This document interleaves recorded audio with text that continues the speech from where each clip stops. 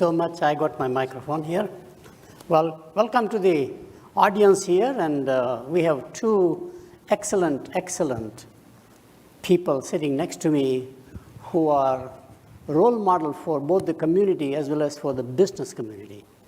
And my job is to moderate, ask them questions they never expected, obviously, and see how they react. A typical journalistic approach, right?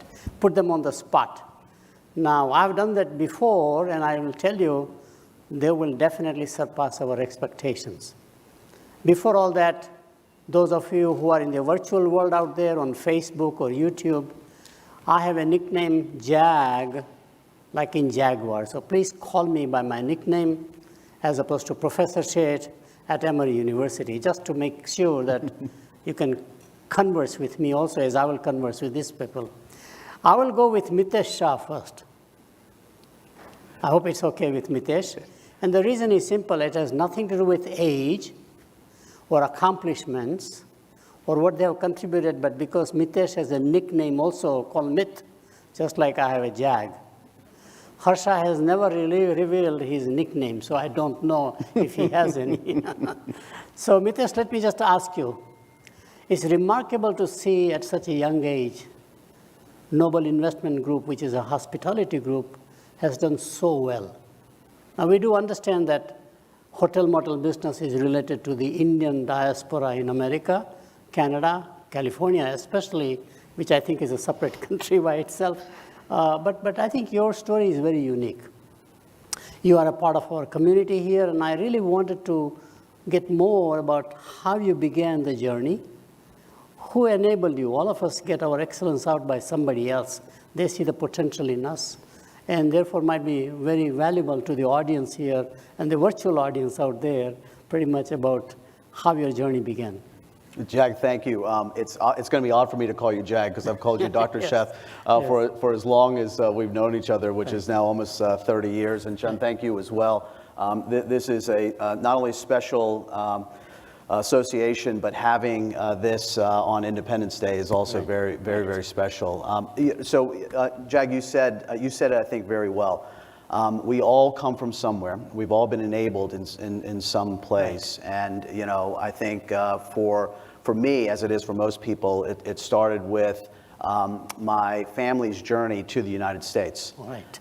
None of this would have been possible had it not been for this incredible country that we're all in. Right. And I think when we take a step back and recognize that while all places have faults, this really does provide a place where you can dream. And if you work hard and you lean on people, and there's the blessings that are afforded that, you can achieve things that would seem impossible. And so my parents' journey here allowed that to happen. If not for my grandparents and sacrifices that were made, my parents grew up in a small rural town, as you know, in Gujarat, and came here for an education. Right. Very typical story. Very typical, right, for so many. But that journey and that sacrifice allowed them the ability to think about a life where they could have children, and their children could achieve things, what I call standing on the shoulders of giants. Right. And those blessings, kind of in order, sequentially, I think lead us here to today.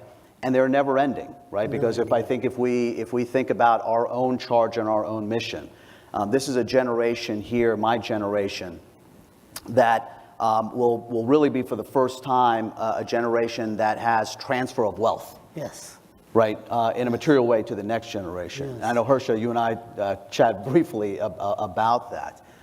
That too is a blessing, but we realize that in many ways we are here because of this incredible chance, and there was no other option to be successful. And how do our children and their children and the children after them feel the same way? Right. That standing on the shoulders of those that came before them gives them an opportunity to do things that are meaningful, not just financially, but as a human being, in the community, and really lead lives that matter. And I think for that, and I skipped a lot of the experiences and the learnings and all of that growing up, but I would tell you that, I don't sit here today having this, opportunity to make some measurable impact in this community if not for those that came before me. Excellent, excellent. This goes back to what I have experienced as a professor myself. I always have believed that if you take a grain of wheat and make it into a loaf of bread, an agricultural commodity, and you do the value add by making it into a consumable product, the value add is only about 3 times. If you take a rough diamond, cut it, polish it, a good diamond cutter will get the value out about 15, 20 times. But if you take a human being, mentor, educate, nurture, the value add is infinite. And this is exactly what we all experience when we come to this country. Or back in India, it's the same thing. I'm a refugee from Burma before World War II. And when Japan took over Burma, we had to flee. There was nothing. 8 years of very strong hardship. If you survive any hardship, then obviously it brings an inner strength and a core, which is what our parents had it. They struggled, they survived, and that is strong internal character. And I think that's what the foundation is all about. And we came out. I learned English, again, same thing. I'm a Gujarati. But if I would have gone back to our native place in Kutch, Gujarat, and probably would be a panwala or a provision shopkeeper, earning about maybe 5,000-7,000 rupees a month. No high school education, because in business world, education is not considered as necessary. But I'll be happy. It is others who see our potential. So it turns out to be my sisters in the beginning when I was very young, my brothers, the community, and we had to live all over the country. So when they ended up in Chennai, in South India, where you had to learn English. And that gave me mobility to come abroad. And I came in 1961 here as a student and became an academic professor in 63. Think about a merchant person becoming a scholar, unusual journey, again, because this country has a knack of enabling to exercise or get your potential out. Well, let's stop about my story. We can continue a little more on that one. But here is another gentleman, same thing, Harsha, who is a dear friend. And I've come to know Harsha pretty well. Harsha, welcome to this forum here, and thanks for this fireside chat. Thank you. Your journey is different slightly, I know, but it is equally compelling to figure out, influence of your own parents, for example, and also what you did after coming to this country at a very young age. Look, why don't you tell the audience about your career in this country? Sure. Thank you, Dr. Seth. And also for me, as Mitesh said, you're still Dr. Seth.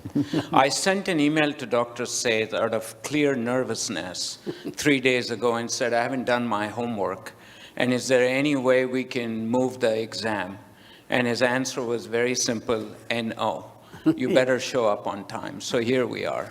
Well, my journey has been definitely interesting. I came here when I was 21, and I still remember landing in JFK and taking a People's Express flight to Durham, North Carolina. Do people remember People's Express? Some do. How many of you do? Some of us do. It was a great fare. People's Express highest fare anywhere in the nation was $21. Yes. So it was a very good fare. And I got to Duke, and it was interesting. I did my coursework. I was blessed in some ways to do a triple major in my MBA. There was only one slight detail. I had just not paid my tuition through and through. I had these very amazing stories about why I could not pay the tuition, because actually I did not have money. Now the result of that is my degree got held up, and finally I did get it. I graduated and actually worked for some of the largest American corporations, names which some already mentioned by Chand. But the journey was relatively quick. It was about 10 years. by the time that I became CEO. But whenever you rise fast through hard work and luck, you need both at the same time.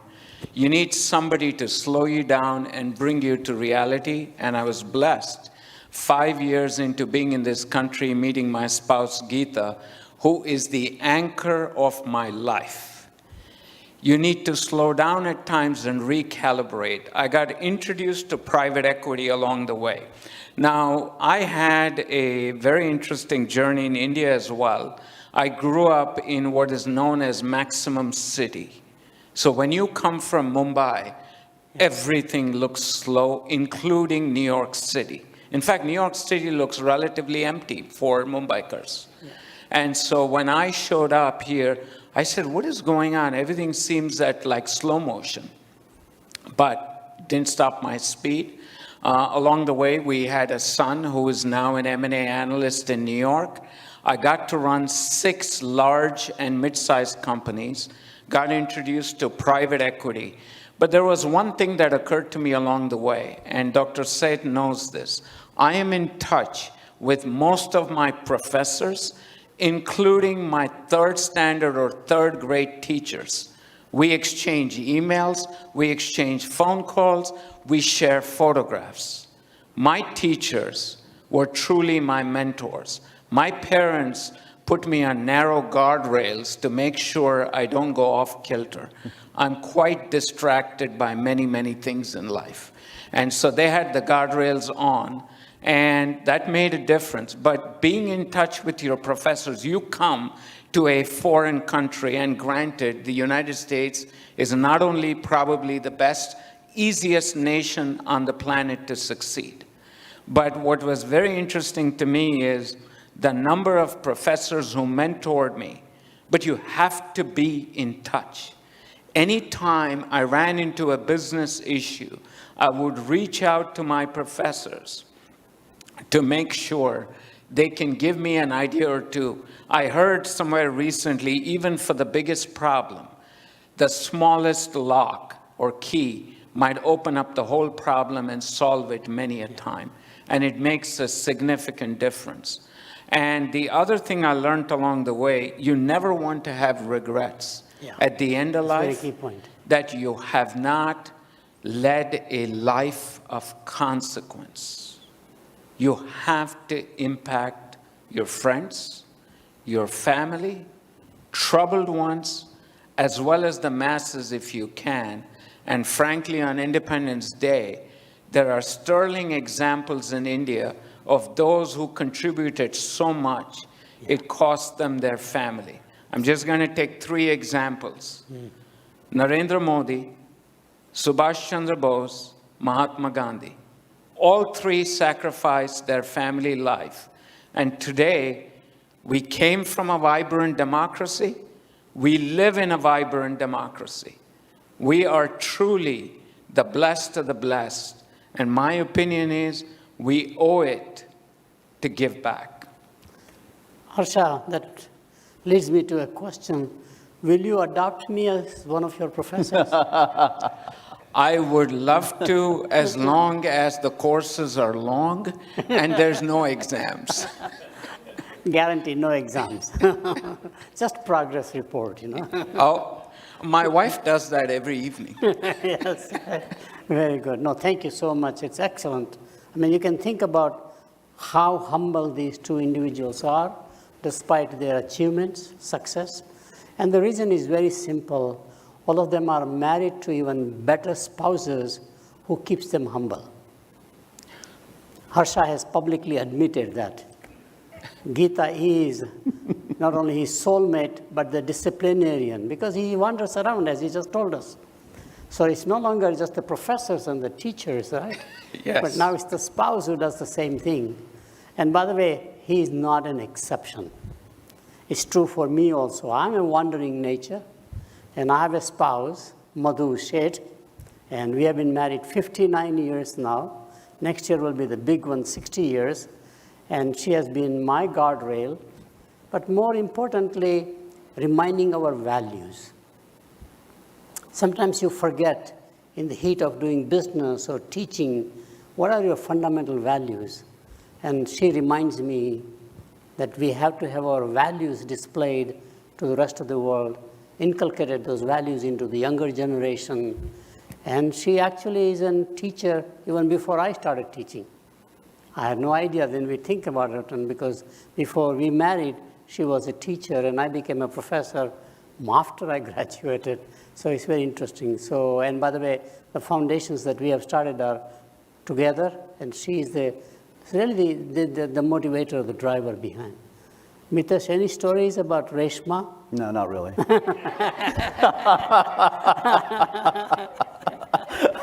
So Reshma's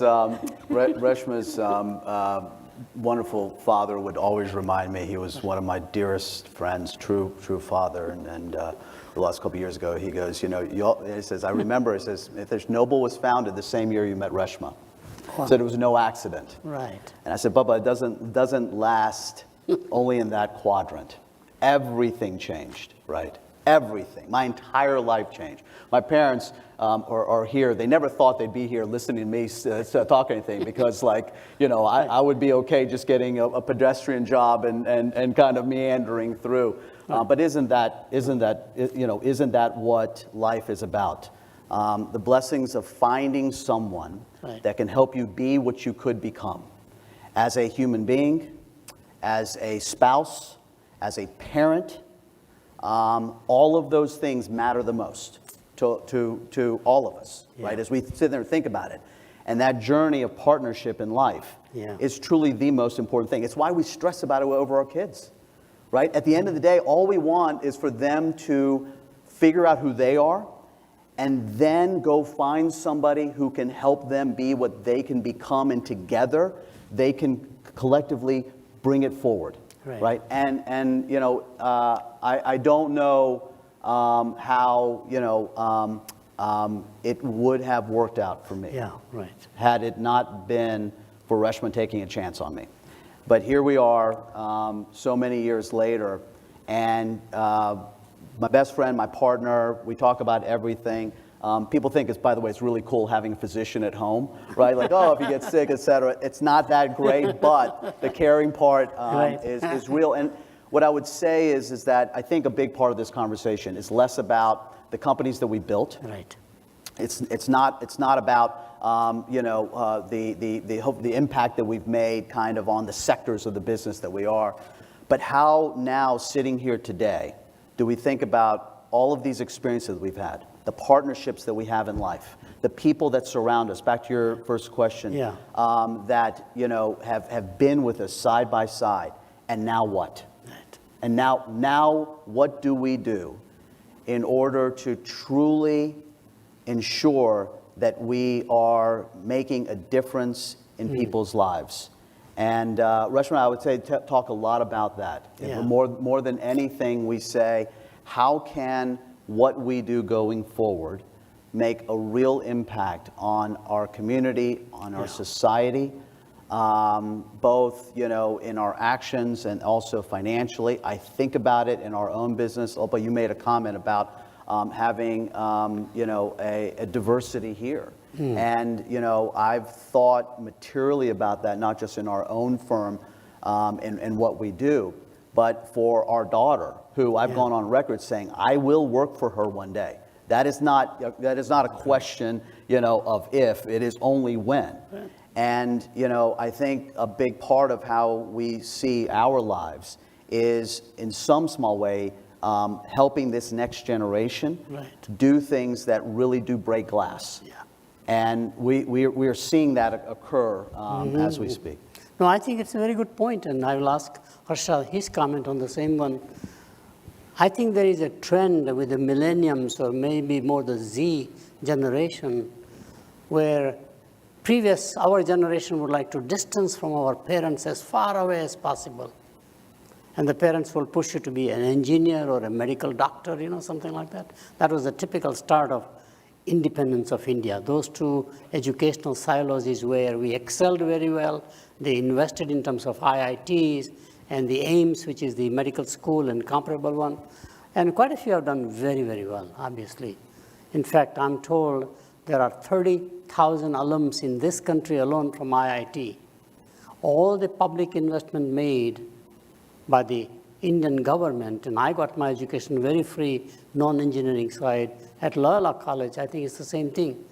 We all have contributed to this nation. Investment was made by India. However, at that time, you would say, I don't want to be, if my parents are doctors, I don't want to be a doctor.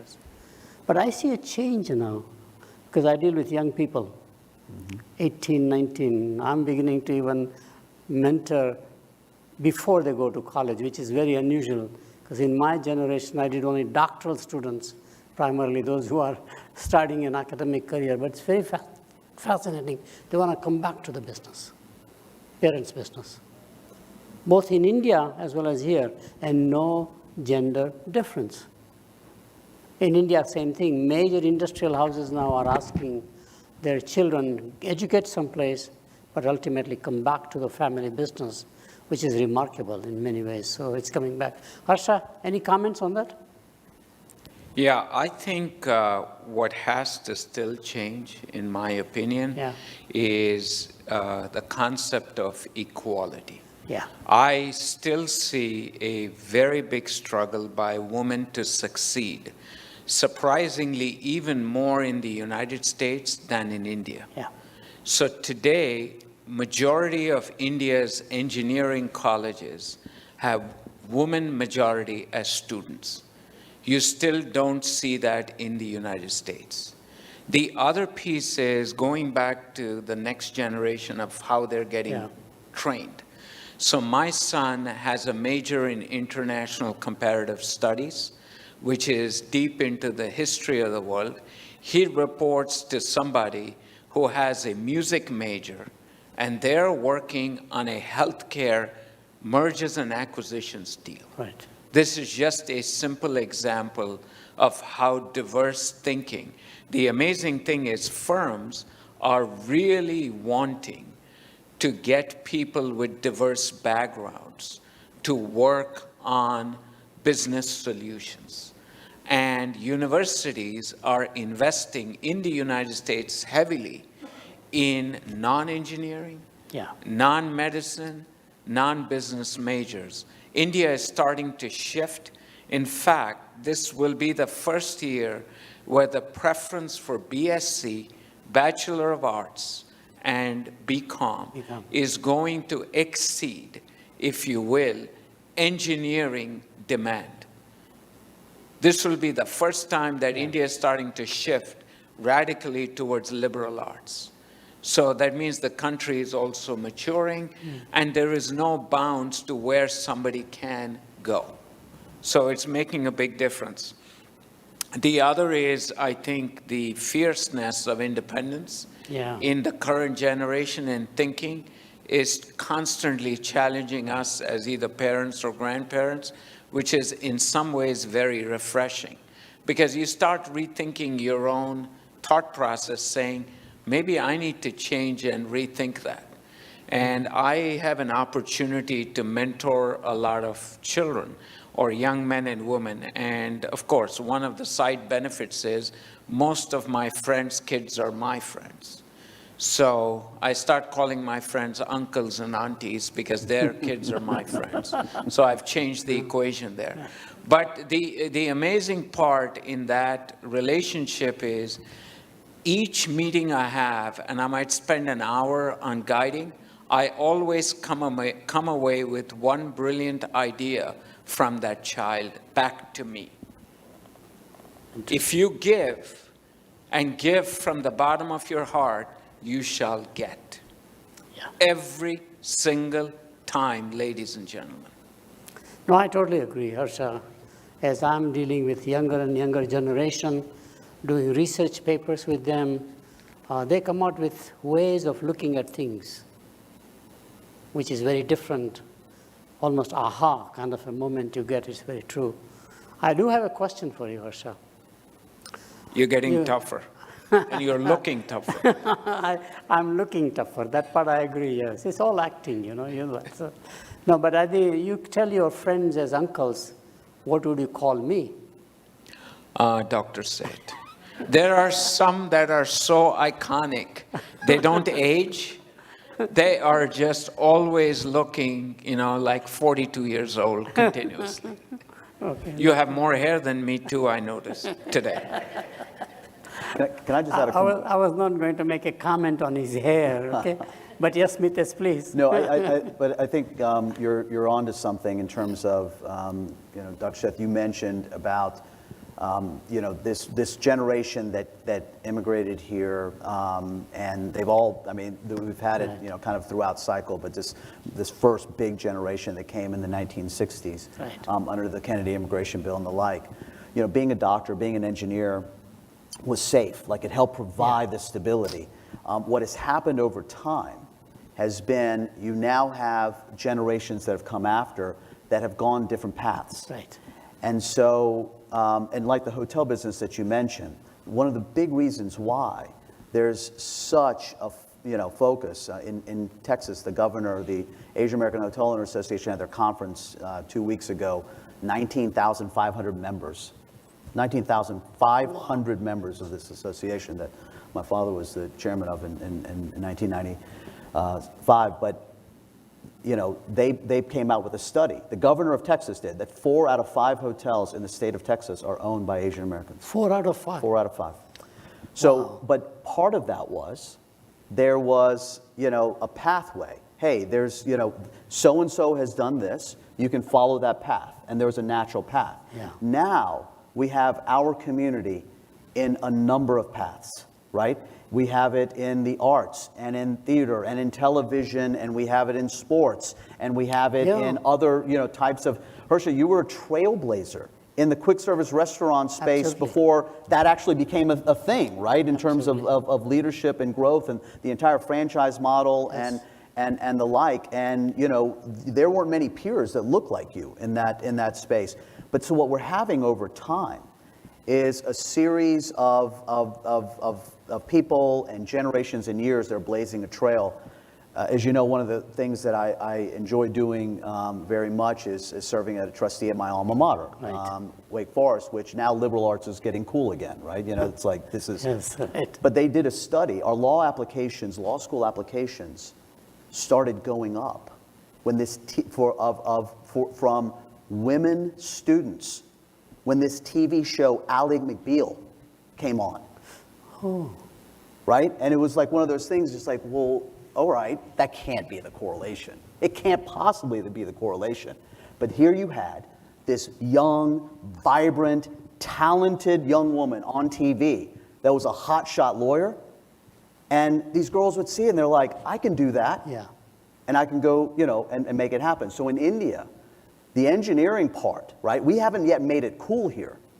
Right? We haven't made it like this is what, we can do because, we're still in the process of that. Mm. So I think that one of our collective roles, continues to be break glass, encourage those that are coming through to find their passion. I think as a society, sometimes we say, yeah, all right, that's good as a hobby. You're not going to do that for a living. Yes. Go figure this out. But that's where I believe that our experience, hopefully some of our influence, our activities, our mentorship can really make a difference as we think about this next generation going forward. No, and I totally agree. In fact, what I'm finding myself is that the Indian born in America or Canada or in UK, a significant percent of our younger generation is seriously thinking about working for NGOs. Strong passion, or public prosecutor, if you're a lawyer. Yeah. Contributing back from the day one as a career, rather than saying that it will be my hobby, I'll contribute later on. That's very unique. I'm very impressed and surprised as Indian diaspora, not just in the US, but in Canada and in England and other places, how much we have integrated into the local cultures and communities. Today, if you go to England, for example, all of the educational institutions, health institutions, some Indian person of Indian origin, born and brought up in UK, actually is leading. In journalism, it's very common nowadays to see that thing, BBC, for example. And the same thing you find in Canada. Union ministers are of Indian origin, I think, which is why the Indian community is respected worldwide. that we contribute to the place where we go, make that country as our home country, without forgetting the roots at the same time. I think it's a duality principle that we have that works very, very well. Now, I totally agree about your comment that liberal arts is coming back. In India, by the way, it is coming back with a very interesting arrangement. 2020 is historical in the higher education. First of all, you have the pandemic, which means campuses were shut down. Everything was brick and mortar residential. Harsha, I know, his family, they have a university. They had to do the same thing. And therefore, we had to learn very quickly how to teach on Zoom or some remote learning, which they did very well. It's a massive country, from schools to colleges to graduate colleges, essentially. But the second thing that happened is that the government was able to pass a new education policy, national education policy, which basically says students are, it's a student-centric. You can bank your credits from all accredited institutions. So you can start in liberal arts, then you can go to engineering, as opposed to starting with engineering, ending in engineering. That flexibility is mind-boggling. And we believe eventually India may become an education capital of the world. For other emerging economies, which are watching how India can excel, which they're doing very, very well, surprisingly, on online education, for example, as well as, in fact, offline. So this is great. I want to switch the topic now slightly, if it's okay. Harsha and your family, I know, have done an enormous amount of giving back, both in India. You have a foundation there, and here. And in here also at the same time. And give me a little perspective about why you thought of giving back, or your parents. What was the rationale behind? And what can we do, and what can the audience do about giving back to the community? So I'll try to focus on a great extent of what we do in the United States. Yes. So we have a foundation called GHS Charitable Foundation Inc., and we primarily focus on education and medicine. As I stated earlier, the immense impact that professors had on me along the way, particularly at Duke, where I did my MBA.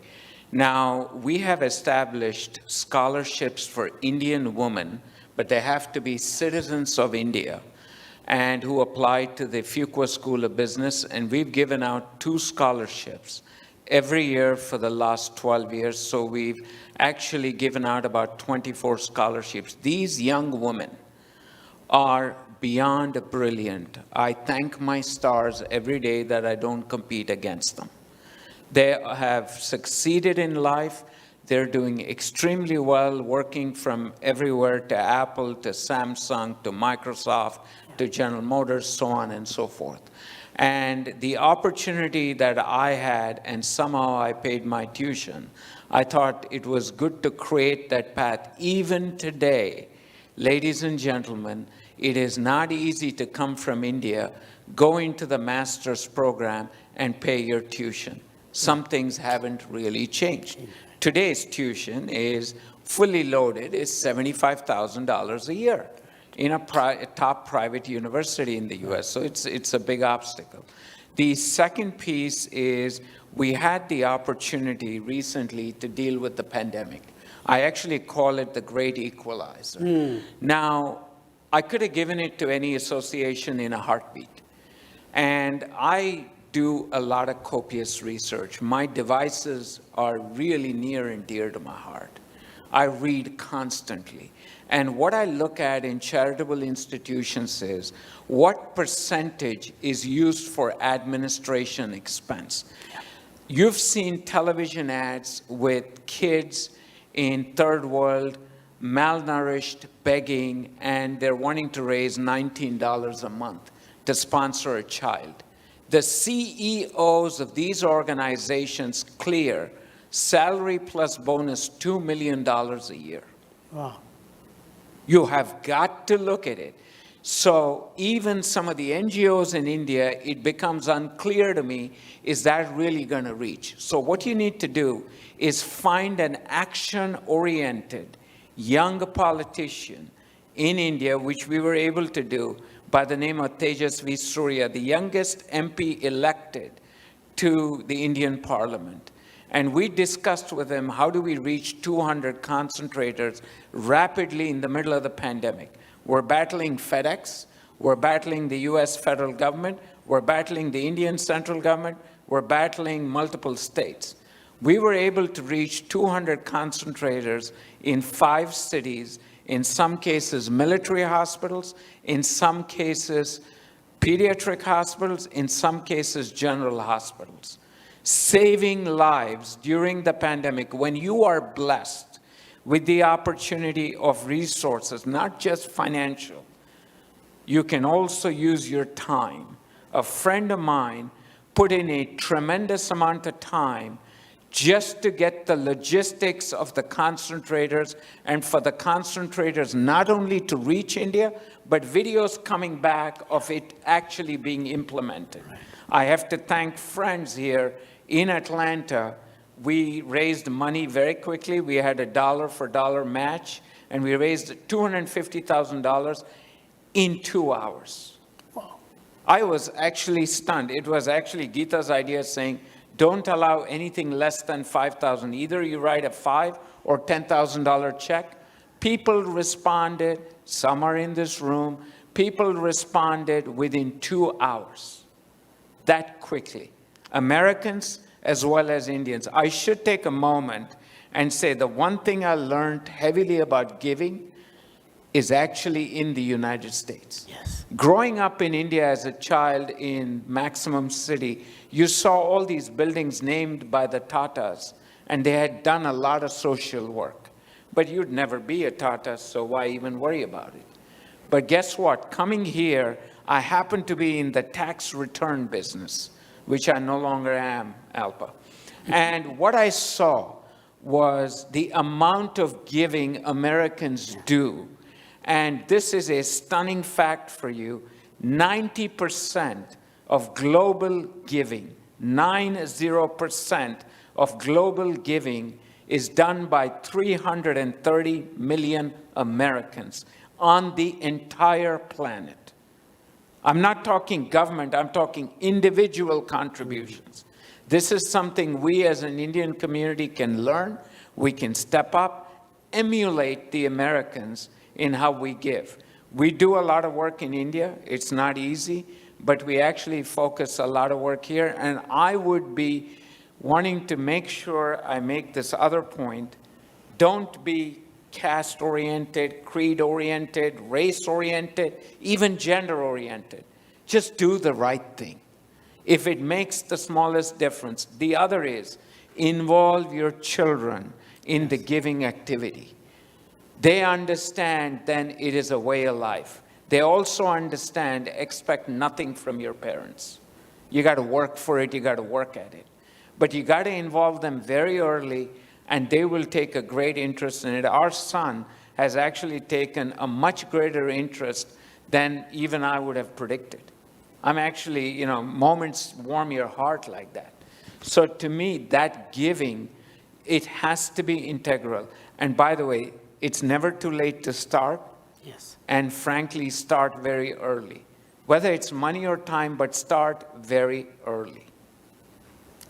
Mitesh, your family, you, your parents have done so much of charity in this country. Not only Wake Forest, where you have the whole auditorium or basketball team place. I know in your honor of your father, you have endowed, obviously, a lecture at Georgia State Universities.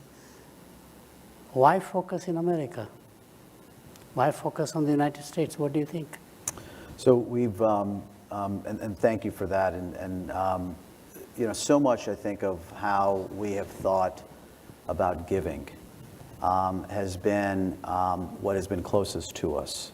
And so, Harsha, you were describing, just the impact of education and health, right, and community, right? Those are, we're kind of now a little, trending towards an age where health is our most, Yes. clearly our most valuable And I'm ahead of you.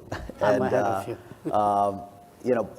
But from that standpoint, look, I think the United States has been a place where the partnerships we can forge have been very clear. Right. as Harsha described, in India, it gets a little bit more complicated. Yes. And Reshma and I have worked very hard to find partners that can do the same things there that we are doing here around health, education for young kids, really that don't have the ability to go through a formal education process, allow them to get to that stage. But what we're able to do here is through our partner relationships and through our family foundation, I think allow us to see the fruits of that happen here. So we started like with this hub and spoke. Right. Yeah. We started with Atlanta.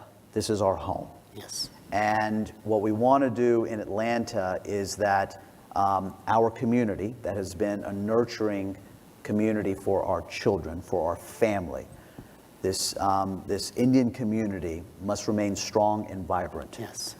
Events like we're here today to celebrate who we are, where we came from, for us, but for our kids matter. The blessings that we had to allow our kids to go to Gujarati camp. Right. And they learned at such a young age far more than I did growing up in a small town in North Carolina, because there wasn't that community. Their very best friends in their entire life came through that. They will be forever changed because of that. So as our kids go older and this next kids, like, how do we invest in that to make a difference? How do we invest in schools? So the lecture series that we have and that we've endowed at Georgia State. Georgia State, as you well know, the largest school in the United States from a minority student standpoint, and being the first persons in their family to go to college. And so we tell stories. We bring in CEOs from and leaders from diverse leaders from throughout the country and the world to talk about their stories. How did they start? Where did they fail? Who picked them up? What was their journey like? To give a real voice of hope, perseverance, faith, that this is not a linear journey that we're all on. It will change. And then separately from a school standpoint, I think our view has been much like you both have described. Those that cannot afford the education that can be transformative for their families. I mean, we started this conversation by saying, if not for my father's ability to come to the United States and have a scholarship in which to study here, this doesn't happen. Correct. This story doesn't exist. Right. And how many of those kids are out there where that story can exist? And how can we make a difference one kid, one family at a time? So we started this hub. And the hub then has spokes, right? The hub has spokes to other parts of the U.S. It has spokes from public schools here to other kinds of schools. And so as I think about that, it becomes easy for us to give our resources, our time in that, because we can see those tangible differences. And we can do it in partnership with others that are like-minded, that we can make an impact. So from a conversation around India, I believe that a few things. One is that there's always this, especially for me, who was born and raised here. Right. This incredible desire to connect who we are here and where we came from. And it's not a natural connection that exists if you've never lived there. If you don't have people that are there. And so I think from our standpoint, a sense of community, belonging here, sense of place, right? Conversations like this, others that you meet, help you grow and engage. It's why when people would say years ago, maybe 2 years ago, we think education can predominantly go online, virtual, right? We know the answer to that today. Yes. Right? And why? More so than anything else, it's the feeling of community that you get when you're there. And that's why we've invested there, And that's why it's important for us to be here.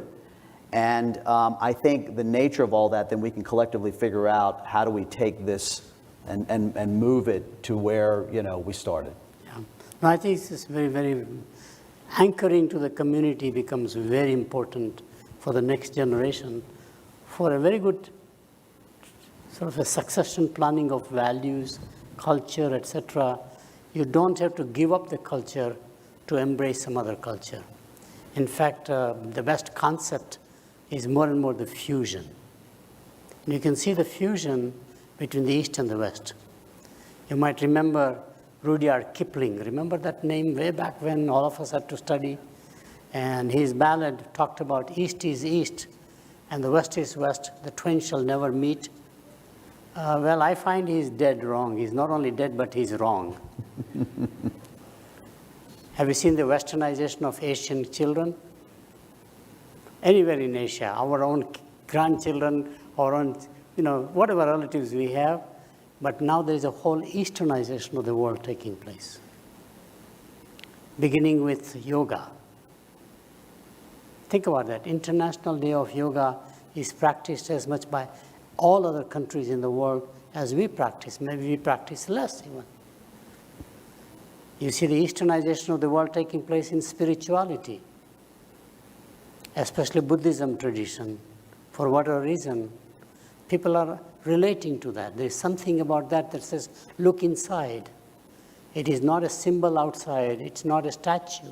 It's not a temple or a place of worship, but it's all within you, which is a unique Eastern philosophy. All religions of East, Hinduism, Jainism, Buddhism, and other branches all say, look within, which is what Gandhi adopted. And now the Western world is finding out that maybe more meaning, more inner happiness will come by looking within. And I see in cuisines now, fusion. Somehow Indian cuisine, I'm absolutely astounded that in England or UK, the most convenient food today is no longer fish and chips, which was the traditional food, but it's Indian tikka masala, whatever it is, apparently. That's what they love it. It's fascinating. So I think blending the two cultures is very important. Why give up one, but the best of the both worlds? And that's what my wife actually encouraged our children when they were growing up. As you know, our children are in their 50s. My daughter is a major professor at Emory University, probably more liked than anybody, always beats me in any evaluations by students. It's incredible to watch. And again, you're blending the East and the West. As does our son in his business that he does. Yesterday, we had a great conversation with him about giving back. Same point. When do you give back? And giving back does not begin later in life, because there are three things in philanthropy: time, which I think Arsha talked about, treasure, which is the money, but there's a third one, and that is talent. So we are engaging our high school kids who have to do some civil work or a community engagement, engaging in teaching other less advantaged, disadvantaged children like Spanish kids to learn English and to learn math, for example. STEM education in some fashion. They go and meet them on a Saturday at a public school, all kinds of interesting programs. So to me, giving back gives you the ultimate inner happiness, which is the last question I would like to raise before we end the session, namely that, any regrets in your life, Mitesh? Well, listen, I don't actually think about things as regrets, right? Because Yes, I do believe that it's a journey. I think that there's, in all of our lives, there are things that we learn that we say we would do differently. But here's the thing. Yes. I got the big ones right. Yes. One's sitting right there. That started everything. And the rest of it, I've been fortunate to have people around me that are good human beings. We fought together for business. We fight together, as friends and this tight-knit community that exists here. Right. Where the guys are best friends, the girls are best friends, our kids are best friends, Yeah. I think, hopefully if asked that question, 5, 10 years from now, is that I didn't screw that up, Yes. right? We made sure the things that matter the most matter the Absolutely. most. Absolutely. And, Because so many other people depend on you, even Yeah, for that matter. yeah. I mean, running a large enterprise, being a leader is having huge responsibility, not only for financials, but taking care of your employees, your suppliers, your community, etc. So very, very good. Jai, you asked me a question in the Yes. beginning, and I probably Yes. apologize, and you made a statement, and you called me young, which I really appreciate because it's been a while since somebody I called me noticed young. he didn't do that with me. It's nice to be called young. And so I did just turn 52, but here's the point of all of that really is this, that we're starting to see loss in our lives. Yes. Yes. Of beyond loss that may be age dependent, but people that are our age. Right. Who have these vibrant, lives and families, etc. And it is this incredible reminder that what we have here is so very special. Right. And you can find great joy, right? If you just, water your own grass. It doesn't need to be greener, it's just like you focus on that. Yeah. And I think, Reshma, we've made it a point to make sure that we do all that we can in our community here that gives us incredible amounts of joy. That's great. Harsha, same question. Any regrets? It's very interesting. I was listening to Mitesh's answer, and we are more similar than I realized. No regrets. None. I get up every morning wired to the hilt. Let's see who we can make a difference to. Let's see what we can make the day worthwhile today. And the regret can happen when you look at life to some extent in phases. I'm at the cusp where, I was super active in the business world. I might slow that down, and I need to focus more and more on giving. And to me, that giving aspect, I underestimated. It's a lot harder than you think, and it's a lot harder to execute than the world of business, and to execute it correctly. So the regret will be there if I don't lead the next 20 years of my life in a very fruitful manner in terms of giving. And I am blessed in the fact that I got Geeta nudging me, sometimes blatantly and sometimes casually, to make sure we're being very productive in our giving. We are blessed in one small way.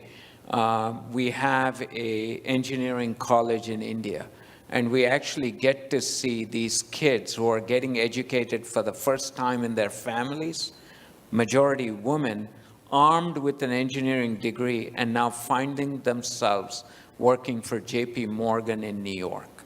And they're coming from interior villages of India. It's pretty fulfilling. So for me, a little bit difference maybe is I do believe giving is a global need. Having learned through the concentrator activity in India, I realized quickly maybe we should focus a little more on disasters. Haiti had an earthquake. How can we help them? Can we make a difference there? So I'm one of those who's now looking at where the next disaster is, because the extreme pain in a disaster, and it always hurts those who are economically downtrodden. Yeah. It doesn't hurt those who are economically well off as compared to those who are struggling economically. So to me, I think focusing on making sure we continue to lead lives of little to no regret is the key. Absolutely. Well, with that note, thank you, both Harsha and Mitesh, or Mit. It's great conversation. I learned a lot about you. I'll keep a note about you, Mitesh, and the same thing, Harsha. And we are very close friends, even though different generations. And it's just nice to see how meaningful it is. My view is that making money without meaning is meaningless. We advise CEOs on a one-on-one as coaches, multi-billion-dollar corporations, the chairman. And you find that if you made money without having a purpose in life, or purpose in business for that matter, at the end you are lonely. If you have not given back, the society begins to disassociate itself from you. You are not contributing back, you are out there to take things from the society, which is fascinating. And therefore they are very lonely. Some of them take their lives in the process. They have not learned the art of giving while making. So we all now are strongly encouraging that giving back is not something you do in your retirement, like become volunteer worker because now you have the time, but giving back is a daily activity, just like running a business, or just like professorship, or whatever we do essentially. Again, thank you for coming. My thanks to my colleagues here, and I hope you enjoyed this webinar. Thank you guys out in the virtual world. Thank you, Jag and Mitesh and Harsha. I need to tell the truth, okay? I was not here all the time, so I don't want to summarize what I heard and say usual stuff. So I'm giving back to Alpa Patel. And the reason we brought her, an accountant, into this, to audit the seminar and give a report back, okay? So she's going to tell what she heard. And there are some people who may be wondering what's happening here. You came here for the scholarship program. After this scholarship program will start, so don't get and listen to the people who are giving back, okay? Thank you. Yes, this was very enlightening, and what I really took away from this is what I've always thought in life, what my parents also taught me, is it's not always the financial giving back, it's the paying it forward, it's the time that is so much more valuable than the resources. And so really, some of us might not have all the resources that you guys have and think, oh, I can't start yet. So I think that focus on the time and how we help others forward is sort of my takeaway from this conversation. So anyways, I appreciate being a part of it. It's nice to meet you all. Thank you. Thank you, Alpa. Okay. Well, if you want to take a picture with, please come as a sponsor. Right now, there's a scholarship program is going to start here. After that, then 3 to 4 from Neeti Diwan and Prachi Gupta, Ayesha Khanna. Is Lovely Thilan here? Yeah, so there's a women leaders is going to start at 3 or 4? 3 o'clock. So please, so with that, I think we'll end the session here. Scholarship people, please stay here. Others, please go and enjoy the program and come back. Thank you. Thank you.